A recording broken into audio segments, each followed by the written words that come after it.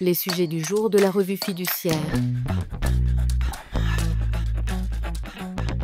Premier sujet de notre JT. Rencontre informatique et liberté, le 30 septembre à la CNIL.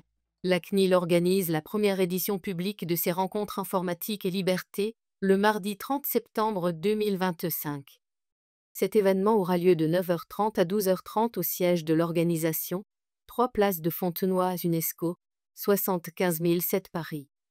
Mais il sera également accessible en ligne. Consacré à l'application concrète du droit de la protection des données, il s'adresse aux étudiants, avocats, délégués à la protection des données, DPO et aux universitaires. Ces praticiens pourront ainsi échanger avec la CNIL sur les liens entre la protection des données et d'autres branches du droit. Pour cette première édition, 2 thématiques seront abordées. La protection des données des employés dans le contexte du droit du travail.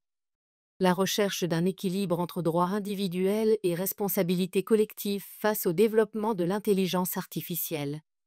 Une première table ronde sera ainsi consacrée à la question de la vie privée au travail, avec pour objectif d'éclairer les pratiques à adopter pour concilier performance, sécurité et respect des libertés individuelles dans la sphère professionnelle. La deuxième table ronde, intitulée « RGPD et Règlement européen sur l'intelligence artificielle, quelle conciliation ?» se penchera sur les enjeux croisés de l'intelligence artificielle et de la protection des données. Pour s'inscrire à l'événement, voici le lien. Deuxième sujet de notre JT. Taxation des grandes entreprises.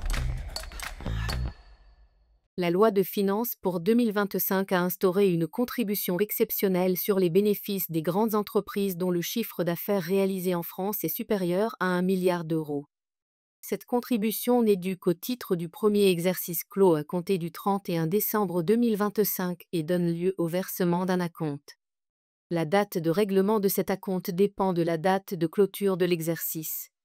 Elle est fixée au 15 décembre 2025 pour les entreprises clôturant entre le 31 décembre 2025 et le 19 février 2026. Un récent bulletin de l'administration fiscale apporte des précisions sur les modalités de calcul et de paiement de cette contribution. Troisième sujet de notre JT. Apprentissage et reste à charge de l'employeur. Depuis le 1er juillet, les employeurs doivent s'acquitter d'une participation obligatoire de 750 € pour les contrats d'apprentissage conclus à compter de cette date et menant à une formation Bac+3 et au-delà, niveau 6 et 7. Dans un document publié sur son site internet, le ministère du Travail précise notamment que ce reste à charge est dû, quelle que soit la durée du contrat d'apprentissage. Il indique aussi que le montant de ce reste à charge, versé par l'employeur au CFA après facturation, est déduit du montant pris en charge par l'OPCO. Il est imputé sur le premier versement de l'OPCO au CFA, pour la seule première année d'exécution du contrat.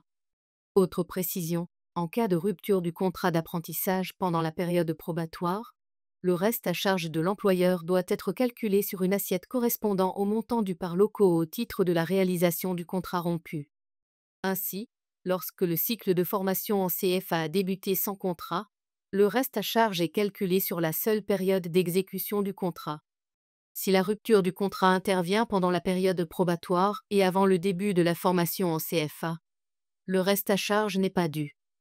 D'autres précisions sont également apportées pour les cas où il y a changement d'employeur en cours de formation ou changement de certification visé par l'apprenti.